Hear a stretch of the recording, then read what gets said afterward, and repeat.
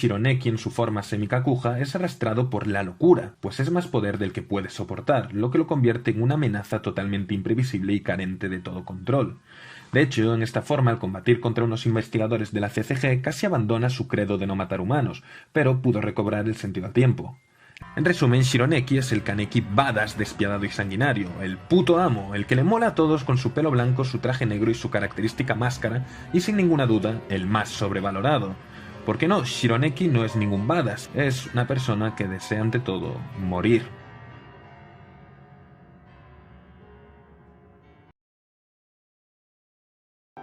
Con el objetivo de proteger a los miembros del Anteiku después de que este fuese descubierto por la CCG como una cafetería Ghoul, Shironeki decide enfrentarse él solo a todos los investigadores, aun cuando le recomendaron que escapase. Tras un brutal encuentro con Amon en el que ninguno de los dos quería matar al otro pero en el que debían enfrentarse de igual forma, Amon para cumplir su deber como protector de la justicia, Shironeki para salvar a sus seres queridos, nuestro protagonista logra abrirse paso malherido hasta el túnel V14, lo cual es una referencia a que el volumen final de Tokyo Ghoul es el 14.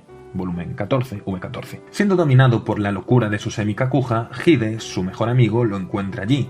No se veían casi desde el principio del manga, pues Kaneki quiso alejarlo de su nueva vida, pero Hide le sorprende diciendo que siempre supo que se había convertido en un Ghoul, pero que no le daba importancia. También le avisa de que más adelante está la mayor amenaza de la CCG, Kishiwarima, el dios de la muerte. Hide, en un acto de amor incondicional, le dice a su amigo que se lo coma para recuperar fuerzas. Y la siguiente página muestra a un Shironeki recuperado, con la boca llena de sangre y sin ningún rastro de Hide. ¿Había Shironeki cruzado la línea al fin?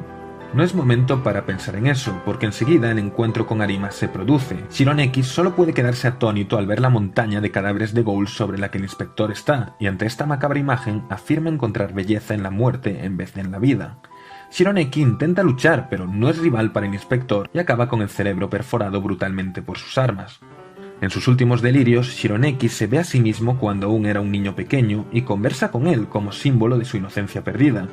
Reflexiona sobre cómo aparentemente quería ayudar y salvarlos a todos, pero en verdad lo único que quería era salvarse a sí mismo.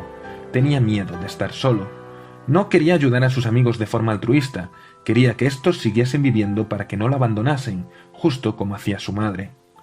Shironeki se declara a sí mismo un auténtico cobarde egoísta, mientras ve cómo ese inocente niño que una vez fue dice admirar y amar a su mamá, pero lo cierto es que lo dice tocándose el mentón. Unos cuantos capítulos antes, Hide nos revelaba que cada vez que Kaneki hacía eso, estaba mintiendo. Kaneki no quería a su madre.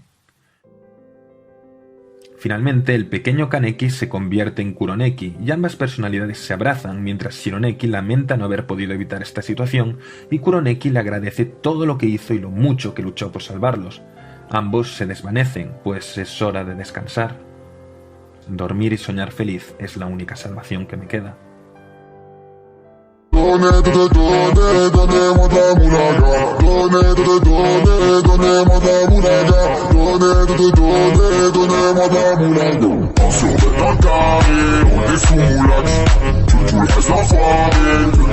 Sur